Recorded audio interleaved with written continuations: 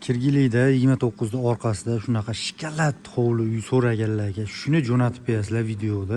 Kirishlaringga mana sizlarni umuman Tashkentskiy atmosfera kutib oladi. Mana letni kuxna. Gaz, svet, suv kirgan ishlab turibdi. Realni kanalizatsiyada muammosi yo'q. High-tech, iksoti, xullas uylarning ichi vahshiy chotki, mikroklimatlar o'rnatilgan, ventilyatsiya bor, konditsioner bor ikkitadan. Ko'ryapsizlar fasadni. Uylarning ichini bitta kirib ko'ramiz endi sizlar bilan. Kirishda mana sahnamiz kafel, uylarning ichi parket. Bu mana birinchi mehmonxonamiz mana televizorni qo'yib berishgan. Mana konditsioner, jaluzi pardalar. Xullas bu xonadonimiz, shuni kirasiz, yashaysiz, boshqa hech narsa qilmaysiz. Mana yerda mana общий yebdi sanuzul hammom bor mana. Hojatxona, mana dush. Bundan chiqqanimizda menimcha spalni bo'lsa kerak. Mana spalnini ham ichida o'zini alohida sanuzuli bor mana.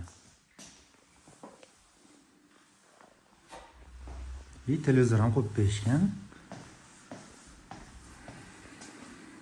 Bundan chiqqanimizda yana bitta xonamiz bor mana.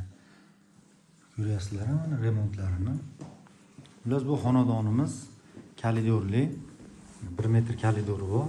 Qishda issiq, yozda salqin bo'ladi. Mana bu ikkinchi xonamiz. Mana oshxonamiz mana. Qishki oshxona.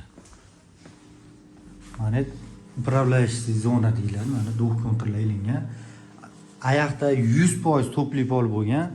Xullas xonadonimiz patkuli, shuni kirasiz, yashaysiz. Eng qizig'i buni 2 sotiga bor yorib berishgan, bor plan va chotki plan qilib berishgan, Yevro stilda. Eshik romlar panorama qo'yilgan.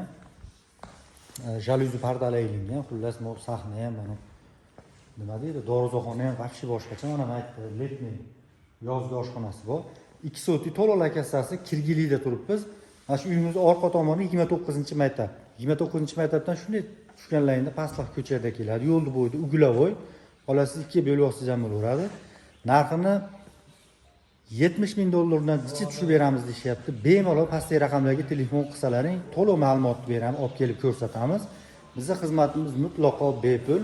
Farg'ona uy-joy sizlarga shunaqa patkuli shunday kirib yashaydigan joylar topishda davom etadi.